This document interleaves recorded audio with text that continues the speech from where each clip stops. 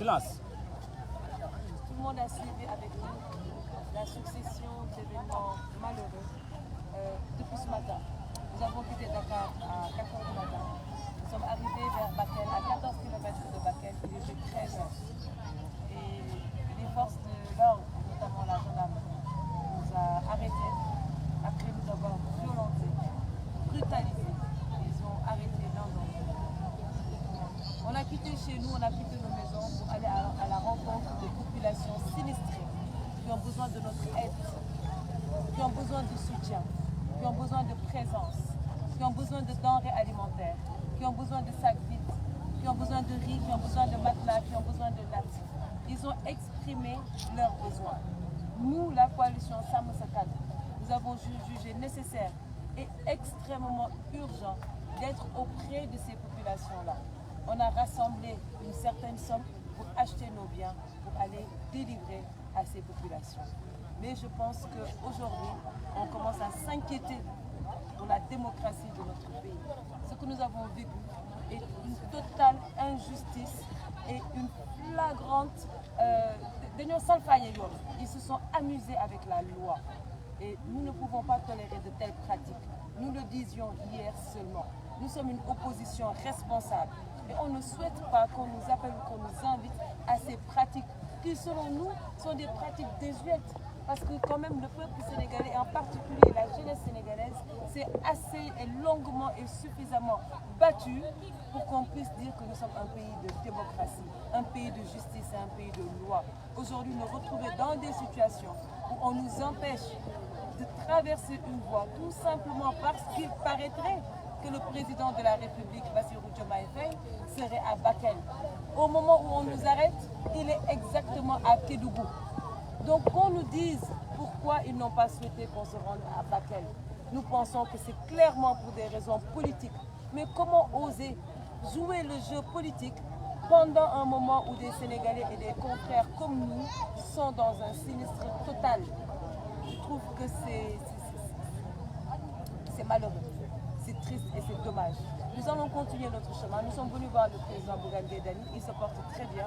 Il a le moral très fort comme d'habitude. Et ensemble, nous avons décidé que l'urgence et la priorité restent ces Sénégalais de Bakel qui ont besoin de nous et nous irons de ce pas les retrouver. Après ceci, nous reviendrons à la brigade de la gendarmerie en espérant qu'ils vont libérer le président Bougane Gueye Dany. Merci. Merci.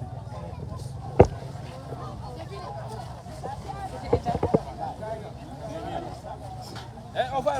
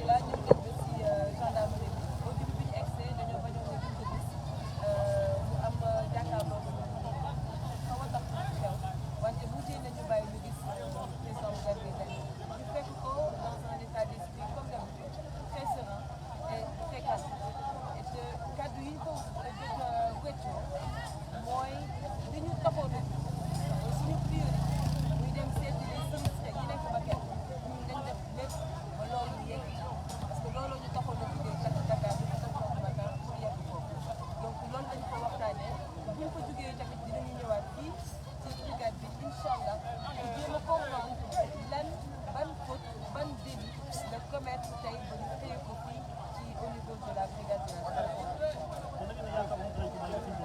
dañu ko war a bàyyi ba fi ñu toll nii ndaxte tooñu kenn jugee sa kër di dem jàppale say nawle wala yore ay denrées alimentaires suñuy oto dañu yore yëpp ci ceeb yëpp ci saabu yëpp ci eau de javel yëpp ci ay natt ak i matelas pour yegg ci ay population loolu du crime loolu du délit rangale suñuy oto taaluñu musique lépp ñu fi dara lu ñu mën a téye bi ñu arrêté dañ leen a laaj lu tax ñu arrêté ñu ak lan lañu def ñu ne ñu fii ngeen dugg mënoo leen faa dem ndaxte président de la république dafa war a dugg ñëw Bakel ñu ne wante ñun waxtu bii ñu egg président de la république moom mën na ci dugg ñun mënoon nañu dugg Bakel ba génn Bakel ba delluwaat Matam nga fekk président de la république egg si la preuve ba fii ñu toll waxtu bii ñu toll timis a ngi bëgg a jot te président de la république egg si wul fii te même bu doon président de la république daf fi nekk en même temps que ñun waaw ñun ak président de la république ñoo bokk dëkk Dakar moom xam nañu mi ngi dëkk palais de la république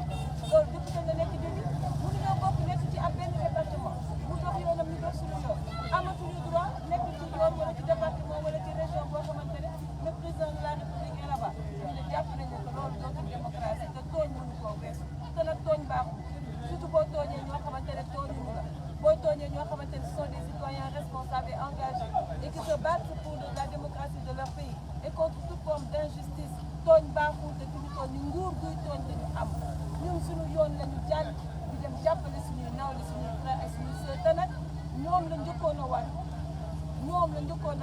lii bi mu xewee léegi ñetti fan ak ñeenteel tey mooy ñetteel